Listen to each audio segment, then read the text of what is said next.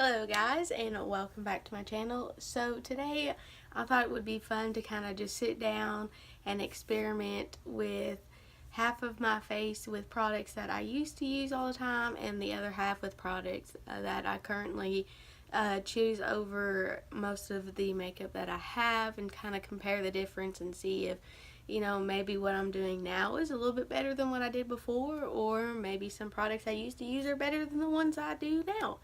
So without further ado, let's get on into this video. So I think I'm going to start off with like skincare, because I definitely have changed the products that I use as far as like moisturizing type products. So I think I'm going to do this half the products I used to use and this half the new ones. So to start off with like a moisturizer, I used to use the Tatcha water cream all the time. And I really do enjoy this stuff. I think it's really nice. I think it gives me the moisture my skin needs, especially since it's, early in the morning and I haven't done anything, to my face, so it's typically pretty dry. And I've used quite a bit of this already, and I'm going to continue to use it because it definitely not the cheapest, I would say, as far as just what it is for what it is. But I still would recommend if this is something you guys have been wanting to try but don't know. I know that the VIV sale is happening while I'm filming this, so I definitely think it's something you should go check out.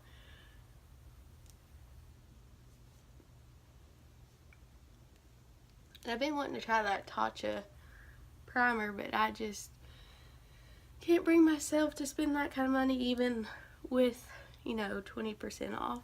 So, and you can just see like the difference that it gives compared to the other side. Next, on my other side, what I currently love to use is the Believe the True Queen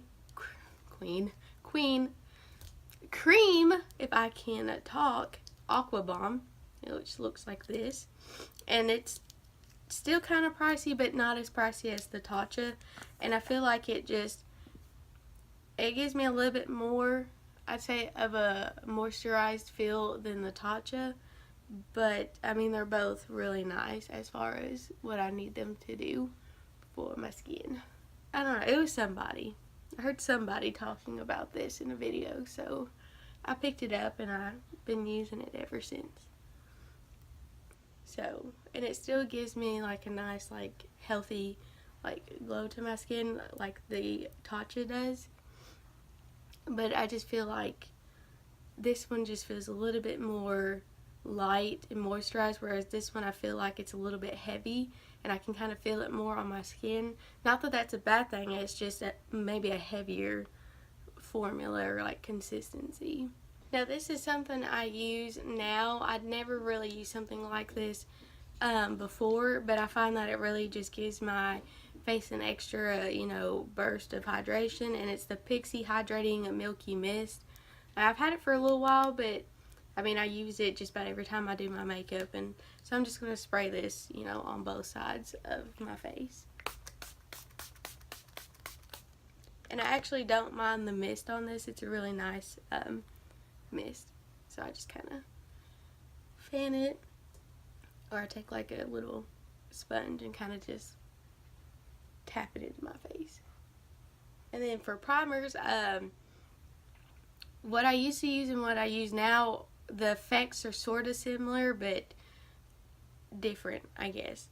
I'll show you. So for my old favorite side, I used to use the Hangover Refinishing, the Hangover RX Replenishing a Face Primer from Too Faced. I still have, about half the bottle. By no means is this a bad product. I still actually reach for this every now and then. Just, when I want to switch it up for like, videos, because I don't want to have like the same thing in my description box. And it's probably old. It needs to be tossed, but it still smells good. And that just kind of gives you an extra boost of moisture. I used to wait after I applied the Tatcha moisturizer and then go in and do my makeup with this. By no means do you need that much hydration unless you're like super dry, which again I usually am in the morning. I still would recommend, going and trying this out. I really do, and I do enjoy it. And then for my Cover FX blurring primer, I got this in a boxy charm, and I really don't reach for it that often. Actually, I probably haven't reached for it in, a while. I don't honestly couldn't tell you a reason why, other than I just got, other favorites that I've been enjoying. But I still think it's a nice primer. However, I don't think you have to have it. I mean, it's not bad, but I just like to focus it here where I have my, bigger pores. Obviously, being, dewy and, luminous really emphasized pores more. So that's why I really do like having like a pore or like a blurring primer. That's just personal preference. So I by no means think you need to go out and spend, the money on something like this when I think you can probably get a similar effect at the drugstore. Now, don't judge me because I know what I'm about to show you guys is a pretty little penny, but I so totally think it's worth it. It's the Bobbi Brown Vitamin Enriched Face Base. I absolutely love this stuff. I think it is the best, I don't even know if it's considered like a primer, but I just think that it makes my makeup go on so smooth, and I think it just really, I really see a difference when I use this compared to when I don't. And I've had this for a little while, and I mean, it doesn't even look like I've really used much, but I've dug in there. And I just dip my clean sponge in there, or I take like a small little duo fiber brush, kind of like this one here, and apply it. But I mean, it's whatever. It's however you want. For my smoothing or my blurring pore minimizing primer, I use the Tarte Clean Slate Timeless Smoothing primer, which I heard Tati raving about this, so I went and picked it up to give it a try. For the most part, I do like it. I don't think it's by any means like necessary, when I do know that I think Catrice makes something I think is a dupe of this or something, and I don't know if I have it. I don't think I went out and bought it yet, but I think I'm just going to try to use up, this jar. I mean, I've made a nice little dent in it, and it's going to take me a while, but I think I'm just going to use this up and then go and purchase the Catrice, because if you can save some coin, well, why not, right? Okay, I know I'm doing this a little out of order, but I honestly forgot. I think I'm going to go ahead and skip to my brows, because I kind of like the way my brows look after I apply foundation, just because I think it helps with the harshness of my brows, if that makes any sense. I don't know, maybe it's just all in my head. But so for O products, I have my Anastasia Brow Wiz and the clear gel. I mean, I still use this mainly for the fact that I have like, I don't even know if you can see it, a nub left of this. So I just don't like wasting products if I can, not.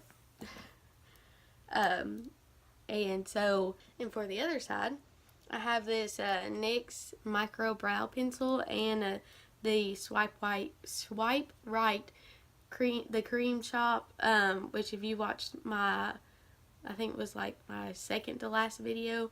I used it in there and I've been using it since. I really do enjoy this, and I find that using this I don't have to go in with like a brow gel. So I've been liking these two. Obviously NYX is a lot more affordable to Anastasia, so I think I'm just going to continue to purchase the NYX one. The Anastasia one is good too. It's just, one of those things. Would you rather, pay X amount for this when you can pay, cheaper price for this, and they're essentially the same thing. So, just, personal preference. Okay, so for foundation, what I used to use all the time, which I actually went and got a sample at Sephora, and because I don't have the actual foundation anymore, I gave it to my sister. So I have the Kat Von D Lock-It foundation, and I used to use this all the time. And I also used to use the Cover FX Natural Finish foundation. I think, they're obviously two totally different finishes. Like the Kat Von D is matte, where this is more of like a natural, like satin matte sort of. So I think I'm just going to use the Kat Von D one because my face is so, hydrated, that I think we should be fine using this one. Plus I think this one might be a little bit too dark for me at the moment, so I'm just going to go in with this one. I don't think it's a bad foundation by any means. I think if, you like matte foundations, then you'll like this. It can be a little drying, but this was really the only foundation I used, so I by no means think it's a bad one. But I think with the way my skin has changed, I just find that I have to change up my foundation with it. I actually think you get better coverage with a brush than you do a sponge, because I remember it being full coverage. Of course, I don't remember if I used a brush over a makeup sponge. I don't remember, but it's just easier for me to just go in with a sponge.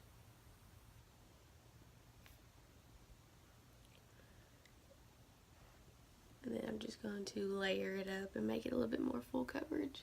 I think where we put so much hydrating products on this side of the face that it's still giving me a glow, even though I remember it being a matte foundation. So I think that if you do have dry skin and you want to try it out, that it might actually be worth, doing it if you use such hydrating products. But right now, looking at my skin, I actually see why I used to use it all the time. It's not a bad foundation by any means. So for the other side, I have two just like the other side. I say the most recent one is the Cream Shop foundation that I used in that other, that other video. And I still have been reaching for it, mainly to test it out and mainly because I actually am enjoying it. So there's like a little update for you guys. I just think it's a little too dark for me. So I mainly wear it when, I have like a scoop neck on or, whatever. But, so I have this one, and then I have the Lancome Tint Idol Ultra Wear, or however you pronounce it. And this one is actually a little bit too light for me, I think. I think this is the lightest shade, or at least the lightest shade they carry in Sephora. But I absolutely love this foundation. I'm actually almost out, and while that sale's going on, I'm going to pick me up another bottle of this. And it has a pump. It's like filthy dirty, but I use this all the time. I absolutely love it, and I do recommend, giving it a try. I think it's more of like a demi-matte type situation. I don't feel like it's super matte. And I think that's one of the reasons why I like it. and the coverage is nice, and the way it sits on my skin is nice. So this is definitely like my top #1 foundation for sure. Like I said, I think it's a little too light for me, so when I go and pick it up or repurchase it, I will hopefully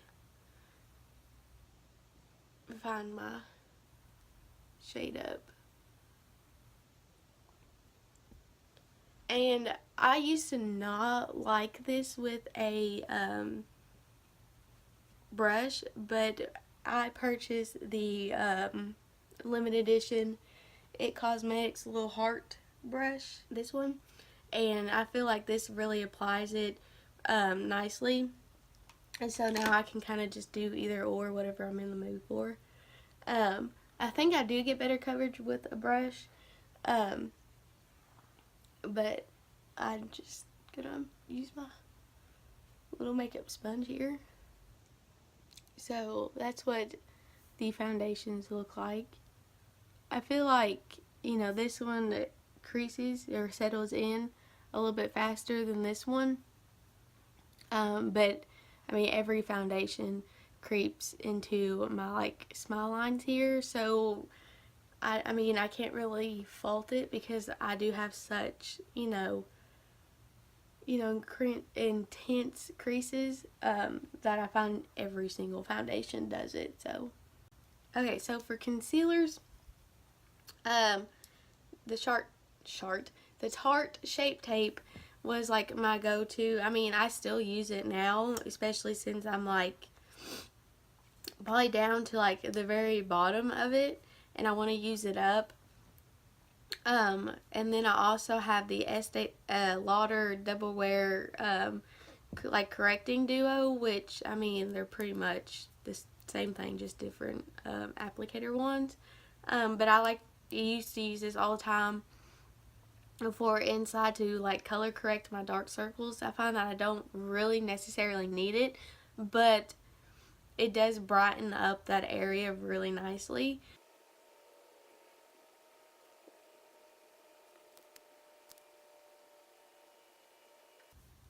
And so for the other side, I have the Revolution Conceal and Define. At one point I was actually like using this as a foundation because I love how it applies. I love the coverage it gives. And I think, it's definitely a comparable dupe to the Shape Tape. So if you don't want to, spend the money on that, I think you should definitely, give this a try. So those are the two concealers. I think that as far as creasing is concerned, I crease anyways under my eyes. I mean, I'm just a normal human being and I have creasing, and so I don't really know how well they don't crease on someone who doesn't have, like what I have. I would doubt it would. But like I said, either way, they both crease under my eyes. So for powders, like loose powders, I like to use under my eye to set, and then I like to use compact on the rest. I mean, that's just something I like to do. But I used to use the Laura Mercier loose loose setting powder, and I mean, I don't think it's a bad setting powder. I mean, it definitely gets a lot of love here on YouTube.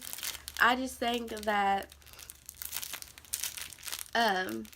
it's not really something that works for my skin. I think it's a little too dry under the eyes for me, and that's one of the reasons why I stopped using it. I'm trying to get this little puff out. I actually went and bought this little mini at Sephora when I got the sample of the foundation, just for this video. I did have actually bought the full size thinking that I was just going to absolutely love it, and I ended up giving it away. So I'm going to try using this little puffy thing. When I bought mine, it didn't come with one, although if it did, I might have actually kept it just for the puff. Stupid, I know, but And I don't really like to bake. I kind of used to, but I find now that my eyes, especially my I find that my skin, especially under my eyes, is just too dry, and it just turns it into like a cakey mess. So I just dab in the powder to set it. And then for the compact powder, I have this e.l.f. finishing powder, and this is actually a really good compact powder. I don't really hear people talk about it, but I actually enjoy using this. It does have some tint to it. This is like the fair light. Alright, so for the other side, it's kind of funny, but for my loose under eye, I actually use the Secret Brightening Powder by Laura Mercier. For some reason, I like this powder better than the other powder, and it's just the weirdest thing because I've actually heard a lot of people not like this. I don't know if it's because of flashback or the consistency or what, but I actually like it. And I'm just going to use that same little puff. And I mean, it probably does have flashback because it's so stark white. However, I find that I don't really pack on powder that much, so I don't really use flash. So I don't find that that's like a big, negative for me. But that could be something to keep in mind in case you're thinking about, taking flash photography or, whatever with using this powder. And then for my overall face powder, I have the Charlotte Tilbury Airbrush Flawless Finish setting powder. And clearly I love this stuff. I mean, I've hit pan, and it saddens me because this is not the cheapest for using it for what it is. But I absolutely love this stuff. I think it just it does what it says. It gives me a nice airbrushed finish on my skin. It doesn't look, heavy.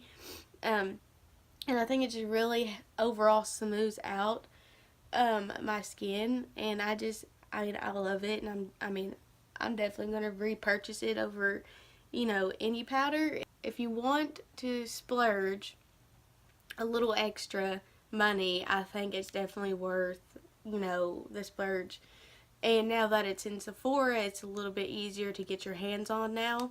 Whereas when I purchased it, I had to go on their website. So there's like a little close-up of what my skin is looking like. I honestly don't really see much of a difference. Okay, so for contour and bronzer, I used to kind of switch between the Shade and Light palette and the Hula Light, which I guess you could use as like a contour slash bronzer. I don't know, but I don't think this is a bad palette. I think the only downfall for me is I still think even with this lighter section here, it's still too dark for me, and it can come off looking very harsh.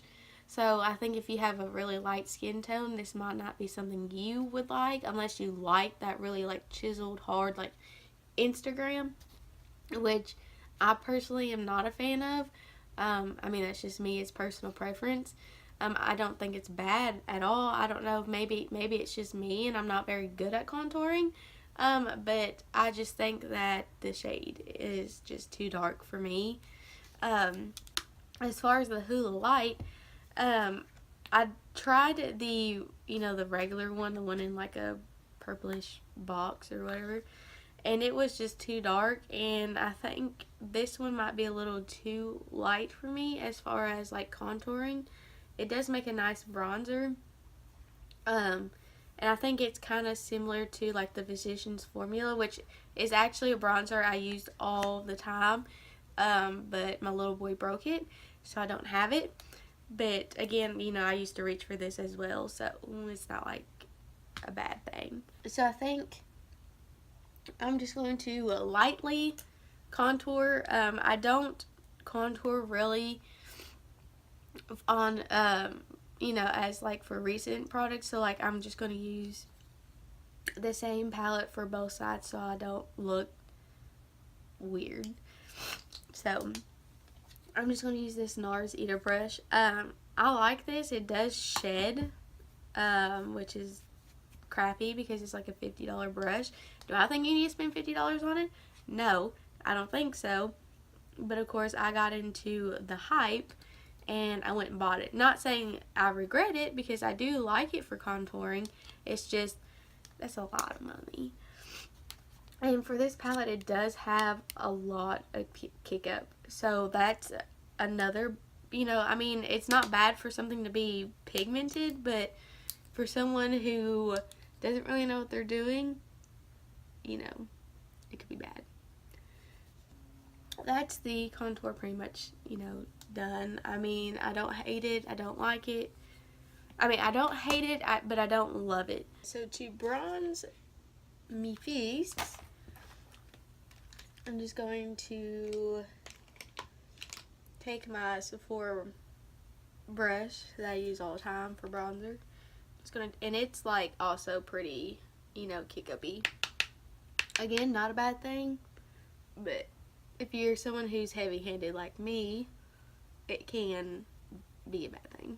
So for the other side, I have been loving the Marc Jacobs Tantastic bronzer. I like the way it smells. It smells so good, but I just like the color it gives me. I think it's blendable. I think if you go in with a light hand, it can be buildable. I think if you go in too heavy-handed, it can be a little, too much, but the blend is so good on it that I don't think you would have a hard time, trying to blend it out. I think that it's a little bit darker than the, Hoola, and that might be why I like it better, because I can actually see that it really gives me that, sun-kissed look. I just have that powder cleaning up under it, but I'm going to go in with this on my Real Techniques, I don't know, Blush brush, which I actually really like using for bronzer. Just saying. Okay, so for blush, I have the Makeup Forever blush, and this is actually my first high-end blush purchase, and I still have it to this day. I feel like if you go in with a really light hand, you can really build it up. But I go light-handed in every blush because I can always make myself look like a clown. So the other side, I actually have two. Again, one from the Cream Shop and this other one, an Essence. I think they're kind of both similar, and that might be why I like them. But they're more of a deeper, mauve neutral, or not neutral, but just something that you can pretty much wear with just about any eye look. And I think I'm going to go with my little Essence one. I haven't used it in a hot minute. I've been stuck on that Cream Shop one. So for my favorite part, highlighters. So I have two highlighters that I used to use all the time. And the first one is this Tarte highlighter in Stunner. This was actually my very first highlight in general purchase. I just think that if you like more of a pinkier tone highlighter, you will like it. And this has such a nice smell, even though it's probably expired, it still smells really nice. But if you like that more pinkier undertone, I think you would definitely like this highlight. I have the Becca Jaclyn Hill collab, the Color Pop. No, wait.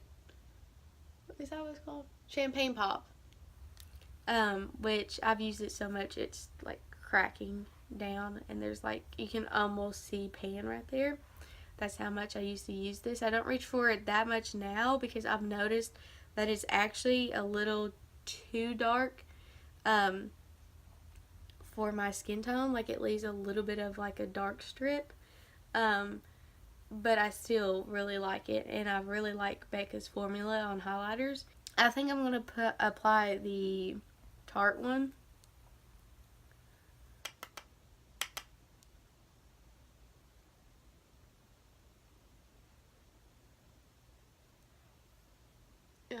such a beautiful highlight. I love it.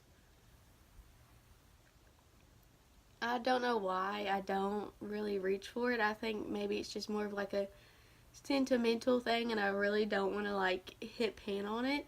I just like want to keep it forever. So for the other side, I have two as well. So I have this ColourPop Super Shock Cheek highlighter, which I've like hit pan on, and it's one of those like creamy highlighters, and it's just absolutely gorgeous. It's in Flexitarian. And for my other highlighter, I have the Revolution Self, and I really like to stick mainly in like this first row. I think I'm probably going to take like a mixture of this one in the bottom and this one up top, just to kind of match the other side. So to finish off the base, I have the Kat Von D Lock-It Makeup Setting Mist, which I think is coming close to the bottom, which is something I used to use all the time. I bought this when I bought the foundation because I thought they would pair well together. I don't think it's a bad setting spray. I'm not a big fan of the mister. For the other side, I have the Catrice Prime and Fine. I love this. It gives a nice like dewy look to the face. I think the sprayer is a little, you know, harsh, but not as bad as the other one. And it tastes awful if it gets in your mouth, by the way. Just, you know, FYI. So for eye primer, I used to use this e.l.f. eye primer all the time. It's not a bad eye primer by any means. It has a little bit of like a tint to it, which I like because I have like really veiny eyelids, and so I like to try to cover those up the best that I can. It's drugstore and it's affordable.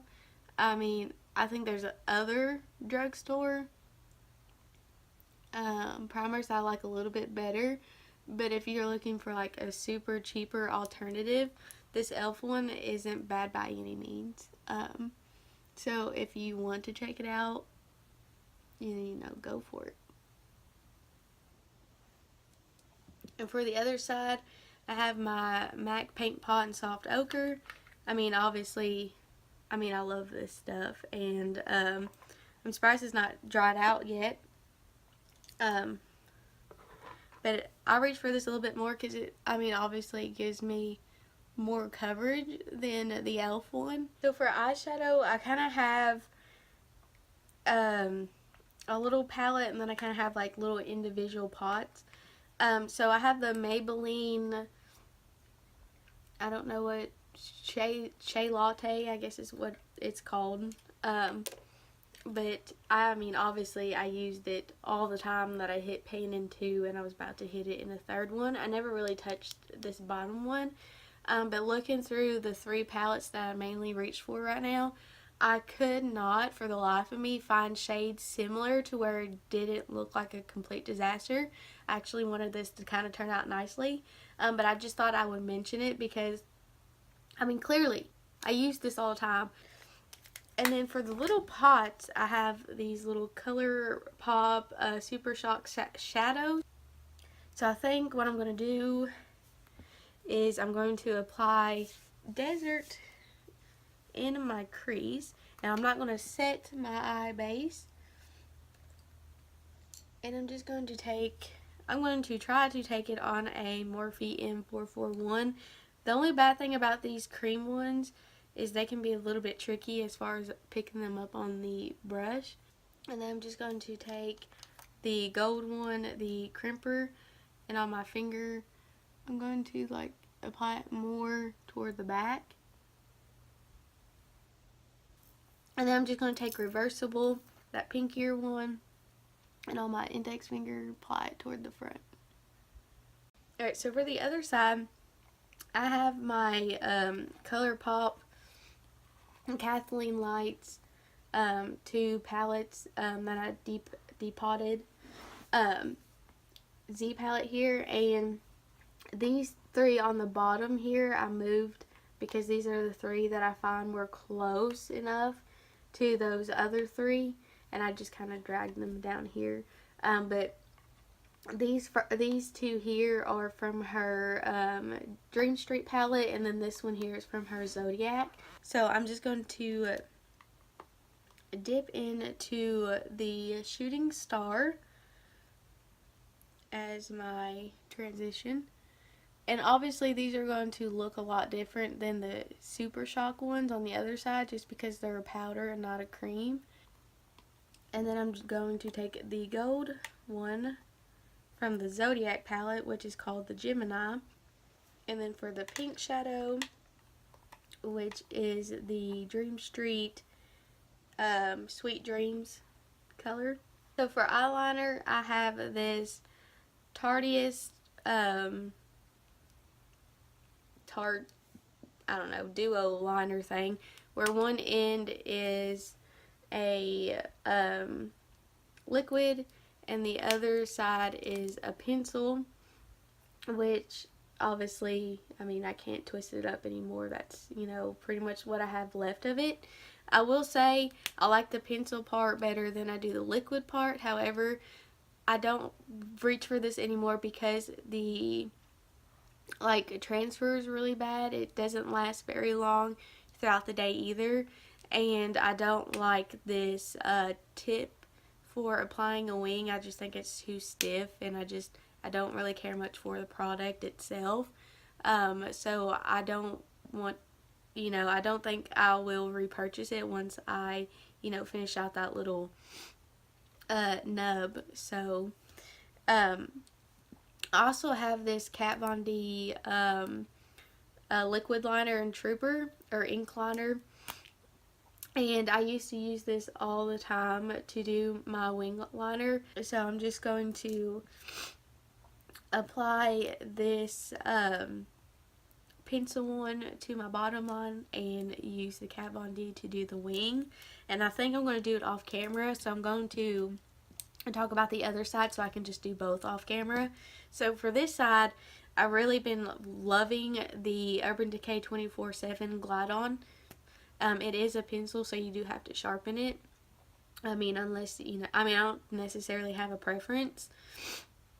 But I think this lasts so much better than the other one. I find actually this one and I think my Sephora one, I think they both last longer than that one. This one just lasts a little bit longer than the Sephora one, so I really do like that. And I find that I like to use this to tight line, and it doesn't transfer to my bottom line, which is great for whenever I want to use like a nude or like a color liner in my waterline. And so I do really enjoy these, and I do recommend picking these up. They come in a variety of shades. And as far as doing wing liner, I have the Physicians Formula Ultra Black eyeliner, liquid liner, and I really do enjoy the product. I enjoy the formula. I enjoy the applicator.